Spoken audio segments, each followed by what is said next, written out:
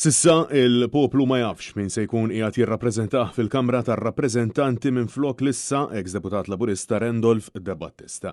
Dan kif dan tal-aħħar intażel mill-Prim Ministru Robert Abela biex ikun l-ambaxxatur għal Malta f'Ġinevra wara xhur ta' tiżgwid bejn De Battista u l-istess Abela.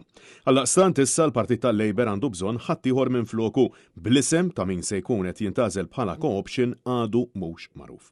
Lura fl-2022 l-istess Randolph De Battista kien tpoġġa fil-Parlament b'co-option mingħajr ma kien ikkontesta l-elezzjoni ġenerali u issa sorsi Ripiċ-Ċentru Nazzjonali Laburista qed ifessfsu żewġ ismijiet. L-eks uffiċjal fl-OPM ma' Joseph Muscat, Nigel Vella u l-minority leader attwali ta' Birkirkara Jana Borġ de Bonogrek.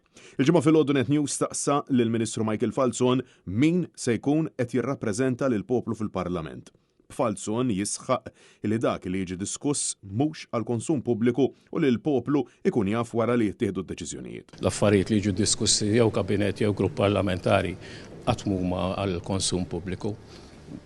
Imma ġifieri il-pubbliku m'għandux dritt ikun jaf min se jirrappreżentah.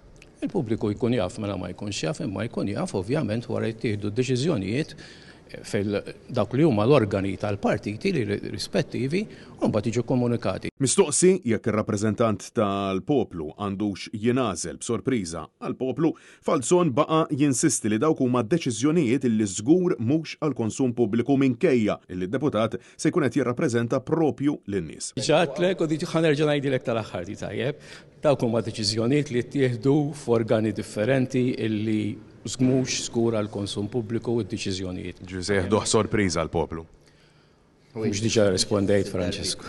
U fl-istess waqt illi De Battista telaq kompletament mill-Parlament, Clayton Bartolo spiċċa deputat indipendenti wara l-iskandlu ta' martu Amanda Muscat. Skandlu illi fihem involut il-Ministru Clint Camilleri. Skandlu illi mhux l-unika wieħed illi Camilleri spiċċa fih kif allegatament jinsab involut ukoll fil-każ tal-Irmiġġi u fl-iskandlu ta' Triq tan-Nadur. Minkejja dan id-delt il fuqu, il-Ministru Camilleri għadu jokkupa postu fil-Kabinett. Meta kont mistoqsi fuq Clayton Bartolo l-Ministru Clint Camilleri, kontet li inti kont ħadd id-deċiżjoni tiegħek meta ħadd il-passi fis-snin preċedenti kulħadd jieħu d-deċiżjoni tiegħu. Issa, mela, il-Ministru Clint Camilleri għandu isa tista' tgħid kles skandli fuq rasu u għadu hemmhekk. Inti taqbel li għadu hemm. M'għadix iżid ma dak li diġà li għadek kemm kotajt inti stess. Jiġifieri kulħadd jagħmel id-deċiżjoni tiegħu. Le, m'għandix inżid fuq ħadd ieħor. Naħseb konċar. Intant, meta affaċċjat bil-fatt li l-poplu jixtieq jara bidla fil-politika u l-attitudni ta' min jirrappreżentah fl-ogħla istituzzjoni, il-Ministru saħaq li r-risposta tingħata fl-elezzjoni ġenerali. Ma taħsibx imma illi l-poplu irid politika mod ieħor? Dik tiddeċiedi f'elezzjoni ġenerali. Francesco Catania, Net News.